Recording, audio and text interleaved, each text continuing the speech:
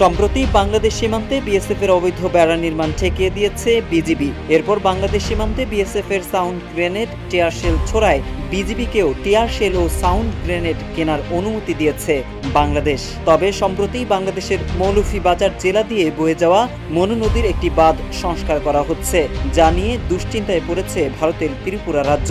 এ নিয়ে বাংলাদেশের বিরুদ্ধে ভারতের স্বরাষ্ট্রমন্ত্রীর কাছে নালিশ করেছে ত্রিপুরার মুখ্যমন্ত্রী।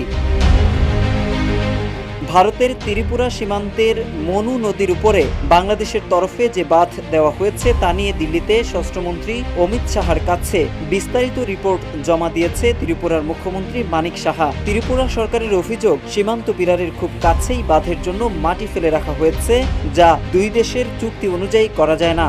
ভারতের 59 জেলার জেলা প্রশাসক বলেছেন যে তিনি দেখে এসেছেন মনু নদী বরাবর সীমান্তের জিরো লাইনের কাছে মাটি ফেলা হয়েছে বাঁধ উঁচু করার জন্য। তবে বাংলাদেশ পানি উন্নয়ন বোর্ড বলছে শুধু বাংলাদেশের অংশে বাঁধ সংস্কারের কাজ করছেন তারা। যমুনা ইলেকট্রনিক্সের সুপার এক্সচেঞ্জ অফারে একের ভিতর 3 পুরনো বদলে নতুন নিন যমুনা ইলেকট্রনিক্স। এদিকে দিল্লিতে স্বরাষ্ট্রমন্ত্রীর সঙ্গে দেখা করে আগরতলায় ফিরে ত্রিপুরার মুখ্যমন্ত্রী সাংবাদিকদের জানান, 59 জেলার কৈলাস শহরের পাশে যেখানে বাঁধ নিয়ে বিতর্ক বেঁধেছে সেই এলাকাটি সরেজমিনে দেখে এসেছে প্রশাসনিক কর্মকর্তারা। তার কথায় এটা খুবই সিরিয়াস বিষয়। ওখানে যে সীমানা ফলক আছে তার 40 থেকে 50 কিলোমিটারের মধ্যেই বাঁধ দেওয়া হচ্ছে, কোনোভাবেই উচিত নয় এটা। এর ফলে কৈলাস শহরের দিকে জলপ্রবাহ বন্ধ হয়ে জল জমে যাবে, এটি কাম্য নয়।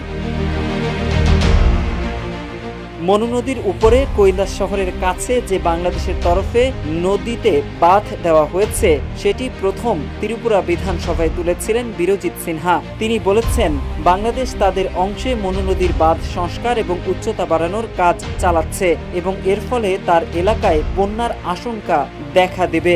সিনহা এও উল্লেখ করেছিলেন যে ওই মনু নদীতেই ভারতের দিকে যে বাঁধ আছে সেটি সংস্কারের অভাবে ধুঁকছে। এই বাঁধ দুটি অবশ্য নদীর মাঝ বরাবর যে ড্যাম বা ব্যারাজ বানানো হয় সেরকম নয়, নদী পাড়ের ভাঙন আটকাতে দেওয়া হয়েছে এই বাঁধ।